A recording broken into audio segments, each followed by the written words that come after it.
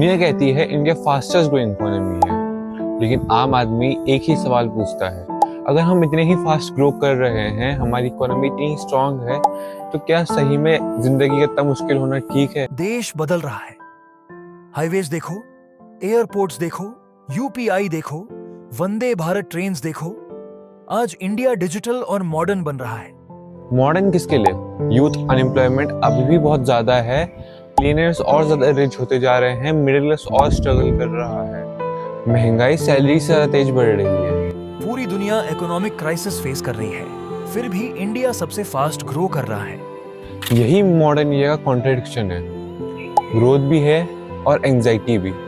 Government ने week economy inherit की थी, आज डिजिटल गवर्नेंस है, बेटर रोड्स हैं, वेलफेयर डिलीवरी इंप्रूव हुई है।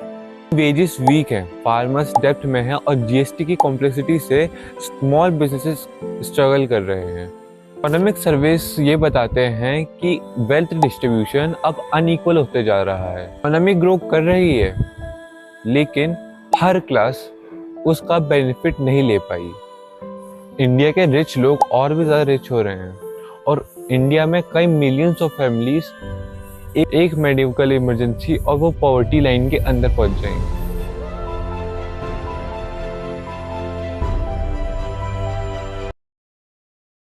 कंट्री को स्ट्रक्चरल रिफॉर्म की ज़रूरत है।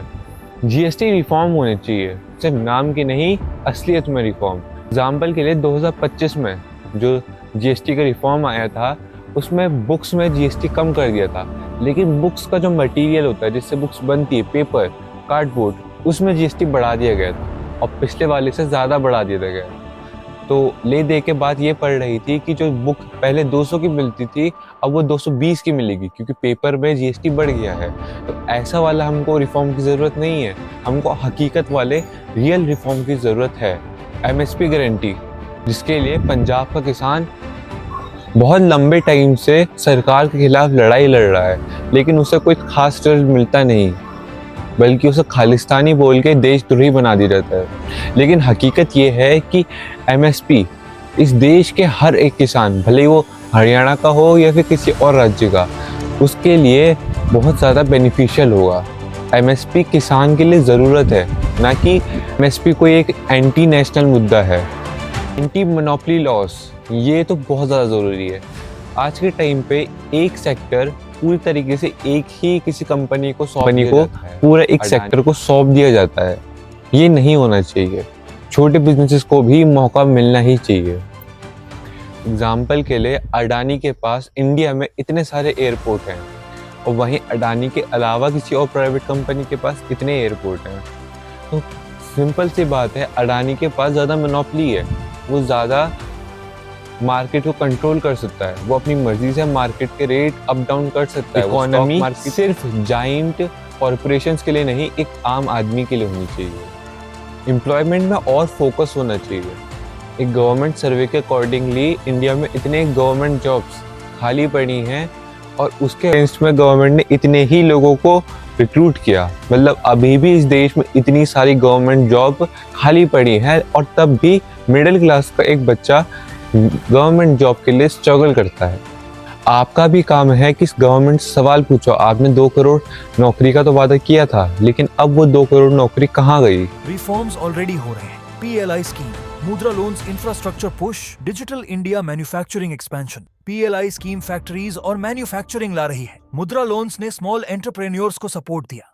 Infrastructure investment long term growth create करता है। में से कुछ क्लेम सच है। Hospital, roads, railways, digital payment में इम्प्रूवमेंट आया है और ये बहुत अच्छी बात है। आयुष्मान भारत ने हेल्थ केयर एक्सेस को और ज़्यादा एक्सपेंड किया है, लेकिन एक अनकंफर्टेबल ट्रुथ भी एग्जिस्ट करता है। अनएम्प्लॉयमेंट अभी भी एक बहुत बड़ा मेजर इशू है। इंडिया को ग्रोथ के लिए स्टेबिलिटी चाहिए और डेमोक्रेसी को सर्वाइव कराने के लिए अकाउंटेबिलिटी चाहिए होती है, जो इस सरकार के अंदर तो बिल्कुल भी नहीं है। आखिर में इकोनॉमी ग्रेप्स नहीं होती, इकोनॉमी लोग होते हैं।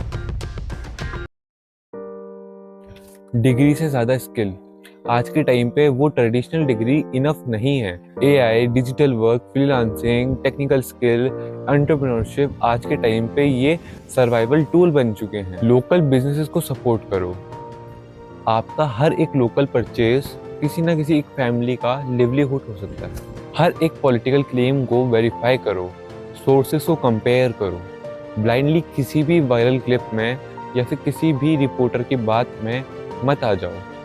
फाइनेंशियल अवेयरनेस रखो, टैक्स, इन्फ्लेशन, लोन्स, सेविंग्स और ये सब चीज़ें समझना बहुत ज़्यादा ज़रूरी है। इकोनॉमी में ध्यान दो, क्योंकि इकोनॉमी को इग्नोर करना एक देश को वर्नेबल बना देता है। डेमोक्रेसी पे पार्टिसिपेट करो, वोट करो, फेयरलेसली सरकार से क्वेश्चन पूछो।